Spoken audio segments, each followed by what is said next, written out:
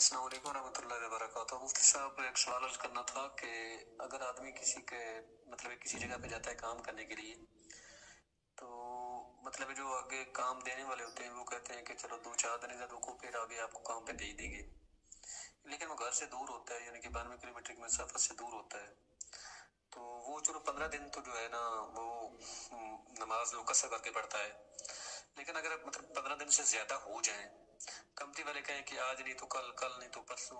اس طرح کے معاملات چلتے رہتے ہیں، کوئی سرکاری معاملات داخل ہو جاتے ہیں، تو وہ 15 دن کے بعد نماز میں وہ قصر پڑی جائے گی یا پوری پڑی جائے گی؟ تو اس کے بارے میں تھوڑی سی رہنمائی فرما دیجیے، جزاک اللہ خیر۔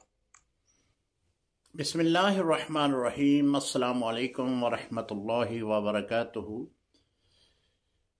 جی، جو سوال بھائی نے پوچھا ہے، اگر وہاں پہ قیام کرنے کا ارادہ 15 دن یا 15 دن سے زائد کا ہے تو پھر تو آپ مکمل نماز پڑھیں گے۔ اگر وہاں پہ 15 دن سے کم کا ارادہ ہے تو پھر آپ نماز قصر پڑھیں گے، لیکن یہ بھی یاد رکھیں کہ اگر آپ کسی کمپنی کے ماتحت گئے ہیں یا کسی بھی فرد کے ماتحت گئے ہیں، آپ کو پتہ نہیں ہے کہ یہاں پہ قیام کتنی دیر تک ہونا ہے، تو پھر یہ شریعت کا یہ حکم ہے کہ آپ نماز قصر پڑھیں گے، کیونکہ اب آپ کے اختیار میں نہیں ہے کہ کب یہاں سے جانا ہے، تو لہذا آپ نماز قصر پڑھیں گے۔ اور یہی ہے کہ آج چلے جانا ہے، کل چلے جانا ہے، یا کچھ دنوں کے بعد چلے جانا ہے، اس طرح آپ کا وہاں پہ 1 سال ہی کیوں نہ گزر جائے، آپ نماز قصر پڑھیں گے۔ اگر 15 دن آپ وہاں پہ ٹھہر چکے ہیں اور 15 دن سے زائد کے دن جو گزر گئے ہیں ان میں بھی آپ مکمل نماز پڑھیں گے۔ نماز قصر جو ہے یہ 92 کلومیٹر کے فاصلے پہ شروع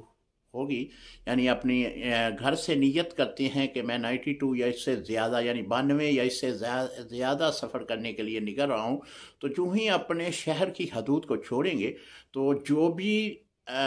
وقت ہوگا جس نماز کا بھی، وہ نماز قصر ہی ادا کریں گے۔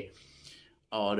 یہ بھی آپ یاد رکھیں کہ جو سفر میں نماز قضا ہو جائے وہ گھر میں بھی نماز قصر ہی ادا کریں گے، لیکن اگر گھر کی کوئی قضا ہوئی نماز مقیم حالت میں تو آپ سفر میں چلے گئے ہیں تو وہاں پہ مکمل نماز پڑھیں گے۔ اور یہ بھی یاد رکھیں کہ اگر کسی امام کے پیچھے آپ نے نماز پڑھی ہے تو پھر مقیم امام کے پیچھے آپ مکمل نماز پڑھیں گے۔ اگر آپ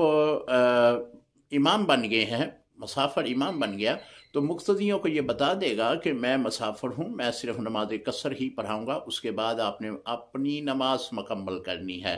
امید ہے کہ مسئلے آپ کو سمجھ آ چکے ہوں گے۔ یہ نماز قصر کے تھے۔ السلام علیکم ورحمۃ اللہ۔